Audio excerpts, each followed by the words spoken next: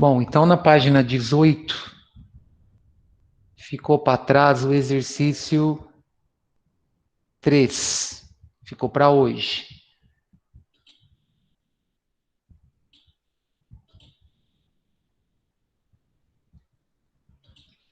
O exercício 3 diz o seguinte: uma pessoa caminha em um parque que tem marcações de distância no chão. Ao passar pela posição 200 metros, ela zera o cronômetro e caminha com velocidade constante, como representado no gráfico a seguir. Qual é a posição do corpo, da pessoa, após 10 segundos de movimento? Vamos entender uma coisa.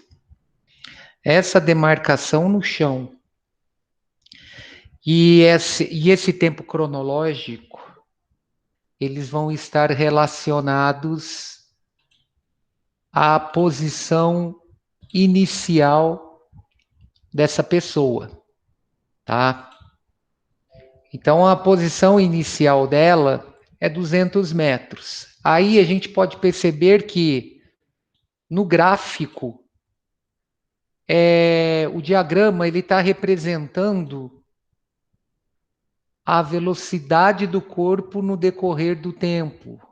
No diagrama a gente observa que ele manteve constante, que essa pessoa manteve constante a velocidade de 3 metros por segundo durante um intervalo de tempo de 10 segundos. Então, nesse gráfico eu tenho o valor da velocidade V, que é 3, e o valor do tempo que ela manteve essa velocidade, que é de 10 segundos. Então, se eu jogar isso na equação que determina a posição do corpo em função do tempo, nós vamos tirar essa representação aqui, ó. Deixa eu aumentar a tela aqui. Nós vamos tirar essa representação, que a posição inicial do corpo que a posição do corpo é a posição inicial dele mais a velocidade vezes o tempo. Por que o S0 é 200? Porque ele passa na posição 200 metros na hora que ele zera o cronômetro. Então, o estudo físico começa aqui, ó. O estudo do movimento dele começa aqui. A velocidade é dada no gráfico, essa velocidade constante de 3 metros por segundo, e ele manteve essa velocidade de 3 metros por segundo durante um intervalo de tempo de 10 segundos. Ou seja, a posição dessa pessoa 10 segundos após o início do movimento, partindo da posição 200 metros, é 230 metros. Beleza? Questão 4, questão do Enem, super tranquila. A gente analisa o gráfico, sai com a resposta direta. Em uma prova de 100 metros rasos, o desempenho típico de um corredor padrão é representado pelo gráfico a seguir. Então, ó, a primeira coisa que eu tenho que analisar, quais as grandezas que estão envolvidas nesse meu gráfico.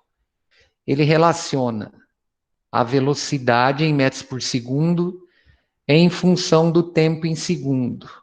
Então, o que está acontecendo nesse gráfico? O desempenho dele é que, no intervalo de tempo de 0 a 5 segundos, ele tem um aumento na sua velocidade, ele tem um aumento relativo aqui, nos primeiros 2 segundos, depois ele mantém o aumento dessa velocidade, mas não numa taxa tão grande.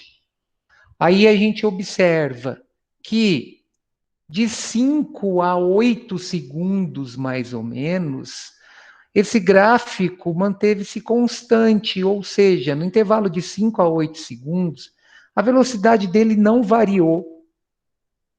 A partir de 8 segundos, ele começa a desacelerar para poder cumprir a prova e chegando no final da prova, 17 segundos após a largada.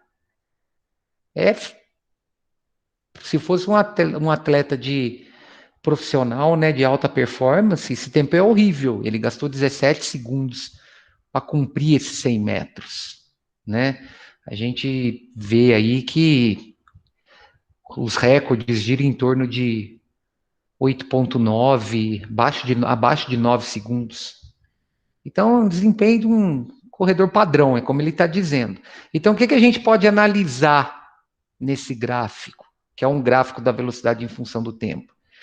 Que esse corredor manteve a velocidade constante, ou seja, ele manteve o movimento uniforme entre 5 e 8 segundos. Olha lá, ó. Pela observação direta no gráfico, notamos que entre 5 segundos e 8 segundos, a velocidade praticamente não varia. Eu até marquei aqui, ó. Eu destaquei no gráfico para a gente analisar que ela praticamente não varia, pois o gráfico mantém-se quase paralelo com o eixo dos tempos. Então, como ele está relacionando a velocidade aproximadamente constante, essa velocidade praticamente não varia nesse intervalo de 5 a 8 segundos. Então, a resposta é a letra C. Beleza? Exercício 5 de análise gráfica, bem tranquilo. É um gráfico de posição, olha lá, espaço em quilômetros, em função do tempo em hora. Então, o gráfico abaixo mostra a distância percorrida por um móvel durante um determinado tempo. Sobre esse assunto, assinale que for correto. O sinal da velocidade indica que o movimento é progressivo. Vamos analisar o que está acontecendo. Conforme o tempo passa, a posição do móvel diminui. Olha lá, ó, para o tempo t igual a 0, a posição dele é 180. Para o tempo t igual a 1, a posição dele cai para 150 aproximadamente. Então, o que está acontecendo? Ele está voltando na trajetória. Os marcos quilométricos nessa trajetória estão diminuindo. Isso é característica de movimento regressivo, tá? Outra característica que define isso é a posição da reta. A inclinação da reta é para baixo, é característica de função decrescente. Então, a afirmação 1 é falsa. O gráfico mostra que, no decorrer do tempo, a posição do corpo vai diminuindo, o que caracteriza um movimento de velocidade negativa, que é um movimento retrógrado. Aí, afirmação 2. No gráfico, o coeficiente linear indica o valor da velocidade do móvel. Bom, aí a gente tem que fazer uma analogia com função afim, com função do primeiro grau. Uma função do primeiro grau, eu tenho dois coeficientes. Um que é chamado de coeficiente angular, que determina a inclinação da reta. Caso esse coeficiente seja positivo, a inclinação da reta é para cima. Caso ele seja negativo, a inclinação da reta é para baixo. É o caso desse diagrama. E um outro coeficiente, que é o coeficiente linear da reta. O coeficiente linear da reta é o ponto onde a reta intercepta o eixo vertical. Neste caso, a minha reta intercepta o eixo vertical em 180, que representa a posição do móvel, não a velocidade. Então, a afirmação 2 é falsa. Olha lá, o coeficiente linear indica o ponto no qual o gráfico corta o eixo Y, que é o eixo vertical, que nesse caso representa a posição inicial do móvel, que é de 180 quilômetros. A representação gráfica é decorrente de um movimento uniforme. Vamos analisar. Esse gráfico, essa reta inclinada para baixo, ela representa a posição em função do tempo de um movimento de um corpo. Como ela é uma reta, essa função é do primeiro grau. Como a variação da posição está decrescendo proporcionalmente em função da variação do tempo, isso é característica de movimento uniforme. Ele percorre distâncias iguais em tempos iguais. Então, ele retorna distâncias iguais em tempos iguais. A 4 é verdadeira. Olha lá, ó. A representação gráfica do movimento é feita por uma reta. Dessa forma, a função horária que rege esse movimento, é uma função afim, característica de movimentos uniformes. Então, toda a função do primeiro grau que relaciona posição e tempo é função afim que caracteriza movimento uniforme. Afirmação 8. Decorridas 5 horas de movimento, 5 horas aqui, no eixo horizontal, a velocidade assume valor positivo e o móvel se afasta do referencial. Vamos analisar o que aconteceu. Se eu projetar o ponto 5 no eixo horizontal, no eixo vertical, eu vou chegar na origem. Olha lá, falso por quê? No instante 5 horas, o espaço do móvel é zero. Olha só, se eu projetar esse ponto aqui no eixo horizontal, no eixo vertical, eu vou encontrar a origem. Esse encontro está relacionado no eixo vertical à posição zero. Então, o que está acontecendo aqui? Esse corpo tem uma velocidade negativa, porque ele está voltando, certo? E ele está indo em direção ao referencial. Ele não está se afastando do referencial. O referencial é a origem da trajetória. Então, lá no instante 5 horas, o espaço do móvel é zero. Mas sua velocidade é negativa, visto que o movimento é retrógrado, que determina que os espaços estão diminuindo. Aí é 16. No instante inicial, ou seja, no tempo t igual a zero, o móvel localiza-se a uma distância de 180 quilômetros do referencial. Correta. Por que ela está correta? Porque a minha reta, inclinada para baixo, parte da posição 180 no eixo vertical, que representa a posição do corpo. Olha lá, a posição inicial de 180 quilômetros é medida em relação à origem do sistema de coordenadas. Assim, a distância até ele vale 180 quilômetros. E, finalmente, a velocidade desenvolvida pelo móvel é constante e igual a 10 metros por segundo. Vamos ver? Como é que eu calculo essa velocidade? Pela função horária da posição, que é S igual a S0 mais VT.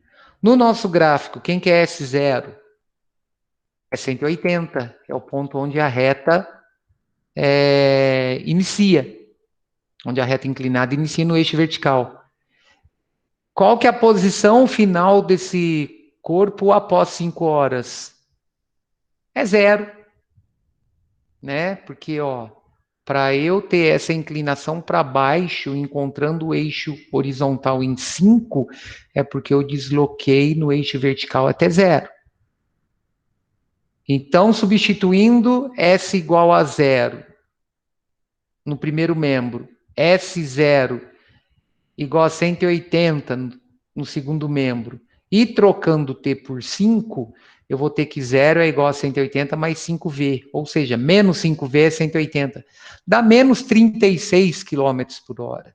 Logo, a velocidade dele é de menos 10 metros por segundo, é só dividir por 3,6. Isso indica que a cada segundo ele volta 10 metros na trajetória. Tá? Ou a cada hora ele volta 36 quilômetros. Beleza? Então, o somatório aí de respostas corretas é 20. É a 4 mais a 16. Bom. E fechando aqui com o exercício 6.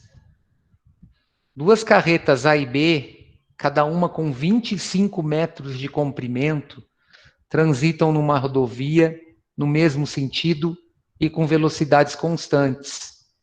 Estando a carreta A atrás da carreta B, porém movendo-se com velocidade maior que a de B. A inicia uma ultrapassagem sobre B. O gráfico mostra o deslocamento de ambas as carretas em função do tempo. Considere que a ultrapassagem começa em t igual a zero. E quando a frente da carreta A esteja alinhada com a traseira da carreta B. E termina quando a traseira da carreta A esteja alinhada com a frente de B. O instante em que A completa a ultrapassagem sobre B é de quanto? Bom, vamos entender uma coisa. Vou pegar aqui essas duas canetas para a gente entender. Na hora que a minha carreta A encontra, a frente dela encontra com a traseira da carreta B, nesse instante começa a ultrapassagem. Na hora que elas se alinham, eu não tenho ultrapassagem. Elas são do mesmo tamanho. Então, elas estão emparelhadas. A frente da carreta A encontra-se com a frente da carreta B. Aqui eu tô tendo o processo de ultrapassagem. No instante que a traseira da carreta A encontra a frente da carreta B, a carreta A ultrapassou. Só que, para ocorrer essa ultrapassagem, como o próprio texto diz, a velocidade da carreta A tem que ser maior do que a velocidade da carreta B. Aí eu transferi o gráfico para cá, ó. Como é que eu vou analisar isso? Como é que eu vou saber qual das duas retas representa o corpo que está com maior velocidade? A reta que tiver maior inclinação representa a maior velocidade. Então, ó, eu destaquei aqui. Antes de mostrar no gráfico, tem um diagramazinho aqui mostrando o que eu fiz com a caneta. Como citado no enunciado, a ultrapassagem termina quando a posição dianteira da carreta A estiver 25 metros à frente da dianteira de B. No caso, não é a posição dianteira da carreta A, não é a posição traseira da carreta A, estiver 25 metros na frente da carreta B. Como na figura a seguir. Pelo gráfico, o instante de tempo que isso ocorre é 8 segundos. Então, vamos entender, ó, aqui é o início da ultrapassagem. No início da ultrapassagem, a frente da carreta A encontra-se alinhada com a traseira da carreta B. Após a ultrapassagem, a traseira da carreta A encontra-se alinhada com a frente da carreta B. Então, para a ultrapassagem ocorrer, eu tenho que ter a traseira da carreta, a frente da carreta A, 25 metros da frente da carreta B. Certo? Que representa o quê? O tamanho da carreta. Vamos analisar o gráfico agora. Que reta que representa a velocidade da carreta A, que reta que representa a velocidade da carreta B? A reta com maior inclinação é a que representa a maior velocidade. Então, ó, a carreta A está sendo representada por essa reta. É que tem maior inclinação, né?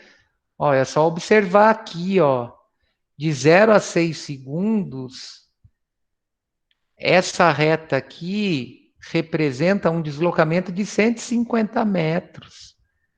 E de 0 a 6 segundos, a reta de baixo representa um deslocamento menor que 150 metros. Então, a reta de baixo representa a minha carreta B. Aí, o que eu tenho que fazer? No instante de tempo em que a ultrapassagem começa, a diferença entre as distâncias das duas carretas é de 25 metros no tempo t igual a zero. Porque é o tamanho da carreta B que tem que ser ultrapassado. Então, ó, no instante t igual a zero, que é o início da nossa ultrapassagem, a diferença entre a distância das duas carretas é de 25 metros.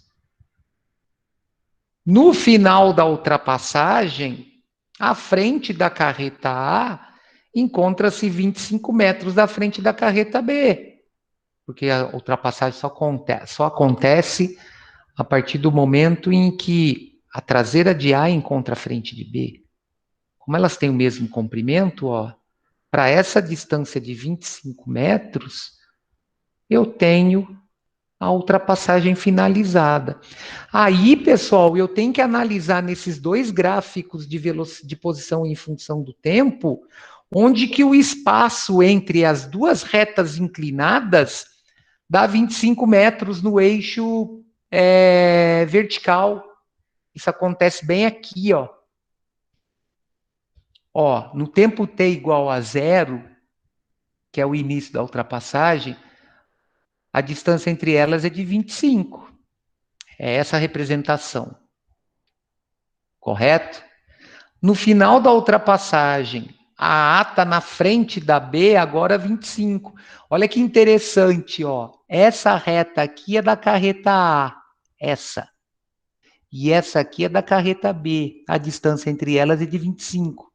B na frente de A. Aí, na hora que eu chego aqui nessa variação de 25, a A, que é essa reta aqui, está 25 na frente de B. Por que, que eu sei que está 25? Porque cada lado do retângulo aqui, ó, corresponde a uma distância de 25 metros. Então, aqui é o final da ultrapassagem. Logo, a ultrapassagem acontece em 8 segundos. Sabe o que, que acontece nesse ponto aqui, ó? Elas estão alinhadinhas, tá uma do lado da outra. Beleza?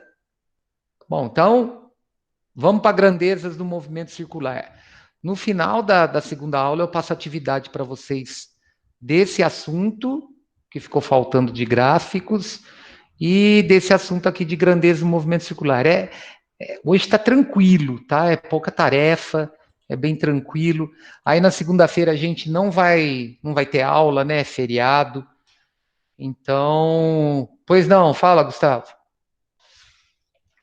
Pode falar. Ah, tá, tranquilo. Sem problema. Pode ficar tranquilo. Então, pessoal, segunda-feira tá sossegado, vou passar pouca tarefa, tá? Eu acho que é do 10 ao 13 só. Então vai ser bem tranquilo essa semana. Segunda-feira a gente dá uma descansada, acho que está todo mundo merecendo dar uma parada, né? Deixa eu só fazer uma chamada aqui.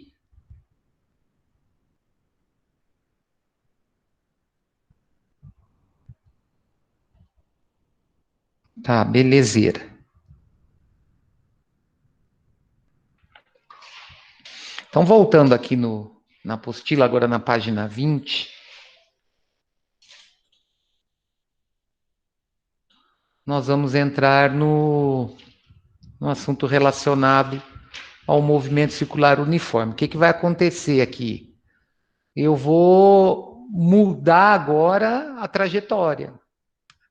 A trajetória, ela vai ser uma trajetória circular, tá? Uma trajetória relacionada a uma circunferência.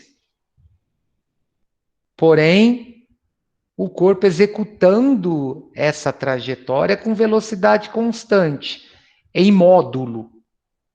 Porque a gente sabe, a gente já viu que para o corpo realizar uma trajetória curvilínea, ele tem que mudar a direção, o sentido do vetor velocidade.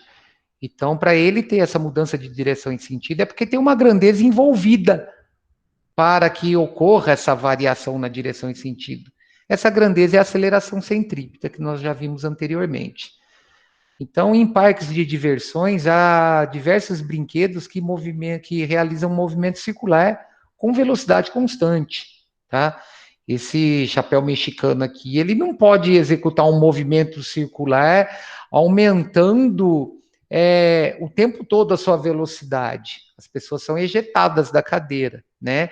Ele aumenta gradativamente sua velocidade, porque as pessoas têm que sentar na cadeira, ele vai aumentar gradativamente a sua velocidade, mas depois de um determinado intervalo de tempo, ele vai manter a velocidade constante num valor de segurança, né? Bom, a trajetória é um dos critérios utilizados para classificar os movimentos. Entre os possíveis tipos de movimentos circulares, isto é, cuja trajetória descreve uma circunferência, existe um que é denominado movimento circular uniforme.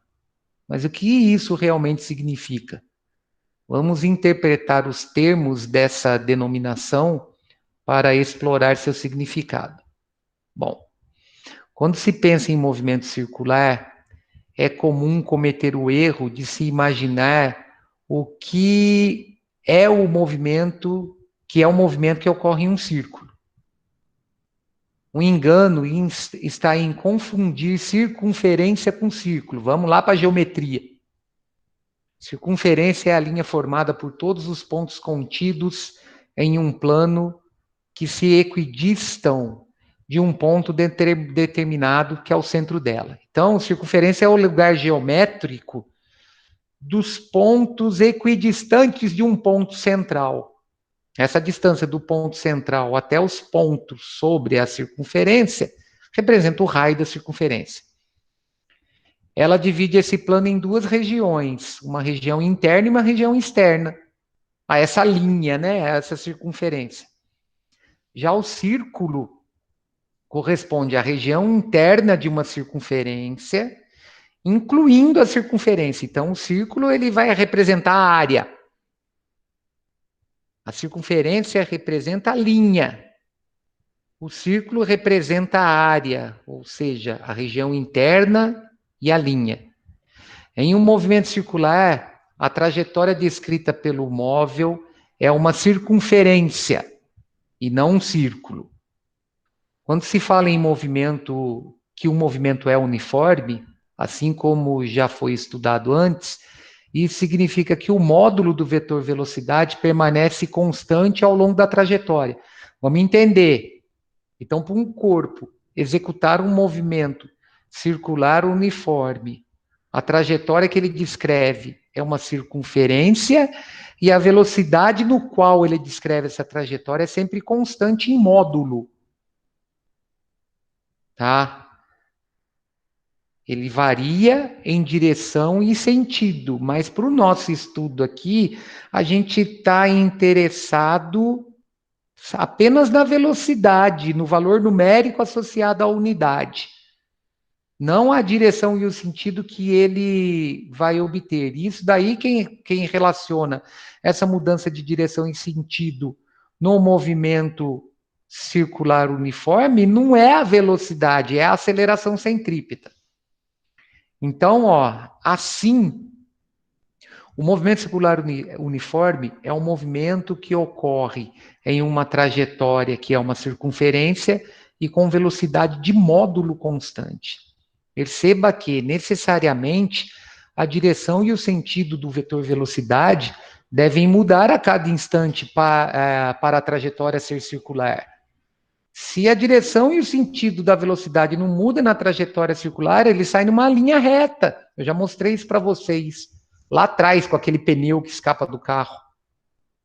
Lembra que o carro fazia uma curva, uma chicane, num autódromo e o pneu escapa? O pneu saiu em linha reta, ele manteve a direção do movimento, que é sempre, né, para a velocidade, é sempre tangencial à trajetória circular.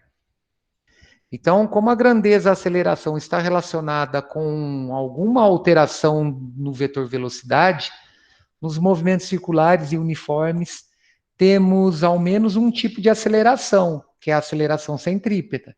Eu não vou ter aceleração tangencial, porque senão eu perco a ideia de velocidade constante. Então, a aceleração aqui, ela não é uma grandeza responsável em mudar o valor da velocidade, o módulo dela. Ela é uma grandeza responsável em mudar a direção e sentido. Então, está relacionada à aceleração centrípeta. Isso ocorre porque, apesar de não haver a alteração no seu módulo, há alteração na direção e no sentido. Essa aceleração será mais detalhada adiante, tá? Bom, então a velocidade dos ponteiros das horas, dos minutos, dos segundos de um relógio, em geral, é constante, o que caracteriza um movimento circular uniforme, tá? Então, o que nós vamos ter aqui, para a gente fechar a ideia de circunferência e círculo? Vamos retomar isso. Circunferência é o conjunto de todos os pontos que distam R de um ponto dado, sendo R uma constante real positiva. Então, é como falei, circunferência é o lugar geométrico dos pontos equidistantes de um ponto dado. Certo? De todos os pontos equidistantes de um ponto dado. Então, se eu tenho infinitos pontos à mesma distância de um ponto dado, essa representação é a minha circunferência, e essa distância é o raio da circunferência. Círculo é o conjunto de todos os pontos que estão a uma distância igual ou menor que R de um ponto dado, sendo R uma constante real e positiva. Então, o círculo é a região interna e o contorno da circunferência. Beleza? Tirar esse relógio que tá me deixando tonto. Bom, grandezas periódicas. A sucessão de dias e noites permitiu ao ser humano criar um mecanismo simples de contagem de tempo. A chave para isso está na periodicidade. A cada intervalo de aproximadamente 24 horas, o Sol volta a nascer ou a se pôr. Podemos dizer que o movimento do Sol cruzando o céu é um movimento que se repete. Em outras palavras, é um movimento periódico. Para descrever a sucessão de dias e noites para alguém, podemos dizer que o ciclo ocorre a cada 24 horas. Esse é o período do ciclo, ou seja, é o tempo que ele leva para completar. Mas também é possível dizer que esse ciclo ocorre aproximadamente 365 vezes ao ano, por ano. Essa é a frequência com que o ciclo ocorre. Assim, período e frequência são duas grandezas físicas que podem ser utilizadas para a descrição dos movimentos periódicos. Movimentos periódicos, eles são os movimentos que se repetem. Além da passagem dos dias, podemos observar outros movimentos periódicos, como o movimento de um relógio de pêndulo, o movimento de um sistema composto por uma massa acoplada a uma mola, como a suspensão de um automóvel, ou de uma corda de violão que oscila ao ser tocada. Além desses movimentos, os movimentos circulares são periódicos e por isso podemos descrevê-los com base no período e na frequência. Caso não existam forças dissipativas, o sistema massa-mola, o pêndulo simples e uma corda de violão oscilam entre pontos de máximo e de mínimo. Então, eu vou ter a transformação da energia, como nós vimos, né? Energia cinética em potencial gravitacional, aí eu vou ter um ponto onde a energia potencial gravitacional é máxima, no caso do relógio de pêndulo, né? E a energia cinética é mínima, aí eu vou ter a troca de energia, eu tenho essa oscilação sempre variando entre pontos de máximo e mínimo. No caso da mola, que se eu não tenho dissipação de energia, um atrito desse corpo com a mola e nem energia de arrasto, isso aqui ia ser um movimento que não ia cessar, tá? Tudo isso nós vamos estudar em ondulatória. Vocês podem ficar tranquilos. Aqui eu tenho a dissipação da energia na forma do som, né? Na hora que eu toco a corda do violão, uma das formas de dissipação de energia. Por isso que chega uma hora que a corda para de vibrar, porque está transformando a energia da oscilação em energia sonora. Beleza? Bom, então vamos entender o que é período, o que é frequência. Na física, a palavra período está associada a fenômenos que se repetem. O período é um intervalo de tempo necessário para que um fenômeno repetitivo seja completado. Aplicando essa ideia ao caso específico de movimento circular uniforme, com módulo de velocidade constante, percebemos que o período representado por T maiúsculo corresponde ao intervalo de tempo necessário para completar uma volta ou um ciclo. Então, vamos supor que o tempo gasto por um corpo para realizar uma volta é de 10 segundos.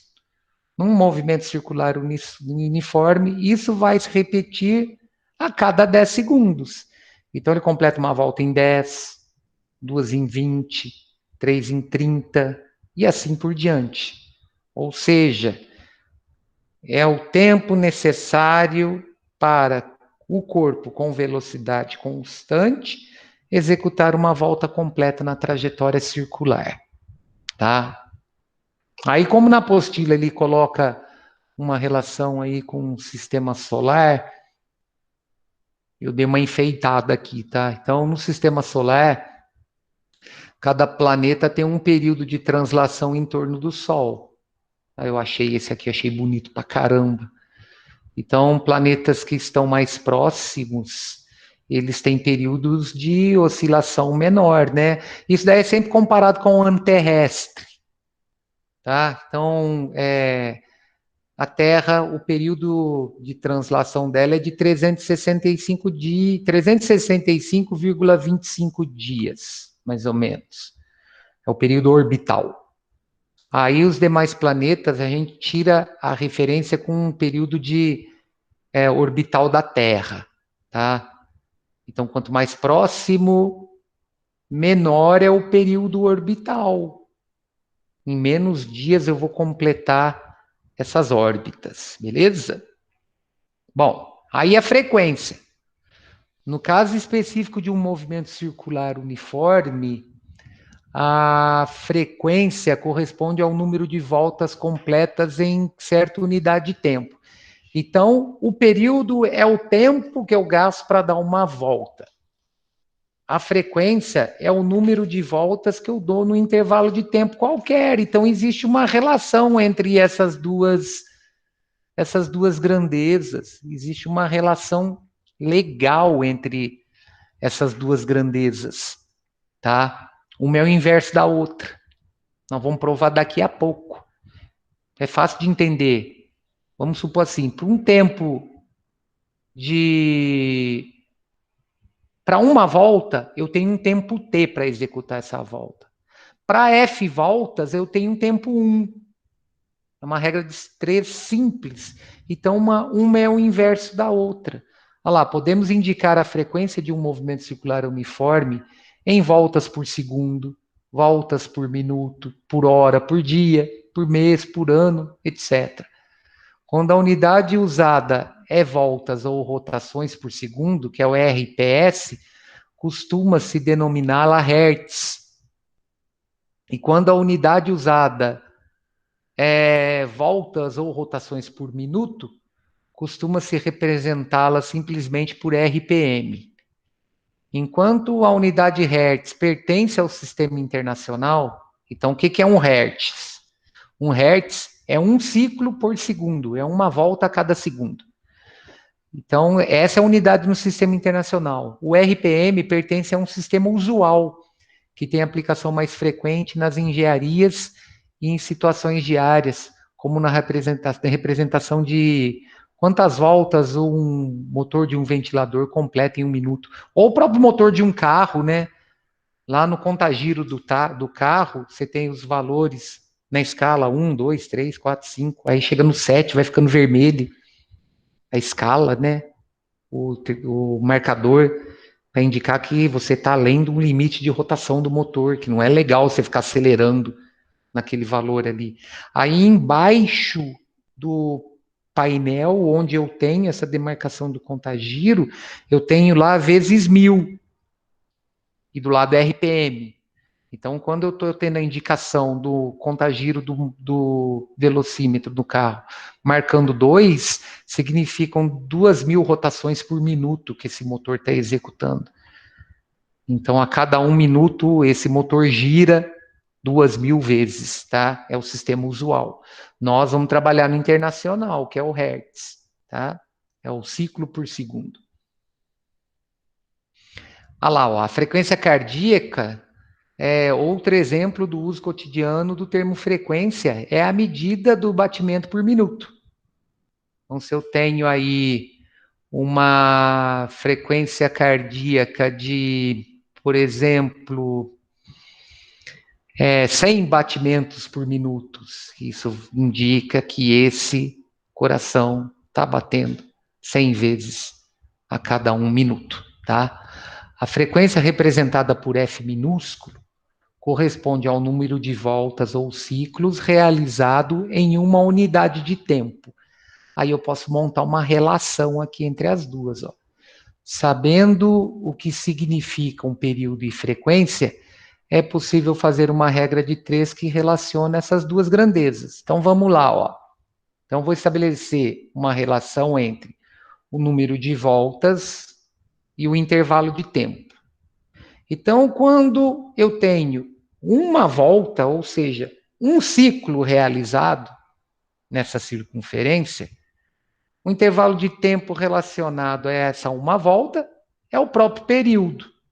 Agora, se eu der F voltas nessa circunferência, se o número de voltas for maior que 1 para um intervalo de tempo igual a 1, eu tenho a frequência. Então, se eu multiplicar isso em cruz, ó, eu vou ter F vezes T igual a 1. Olha lá, fazendo o cálculo referente à regra de 3 anterior, concluímos que F vezes T é igual a 1. O que significa isso?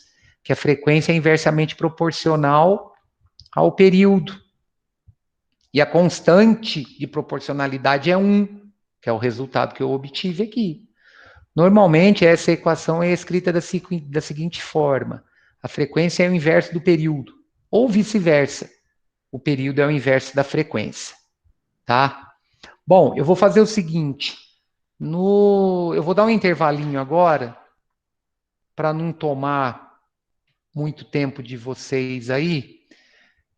Depois do intervalo, nós vamos entrar nesse deslocamento angular e na velocidade angular de um corpo. Com isso, eu já consigo resolver os exercícios e a gente encerra a nossa semana. Beleza, pessoal? Então, até daqui a pouquinho, só tomar um café, dar uma refrescada nesse calor e a gente volta. Beleza?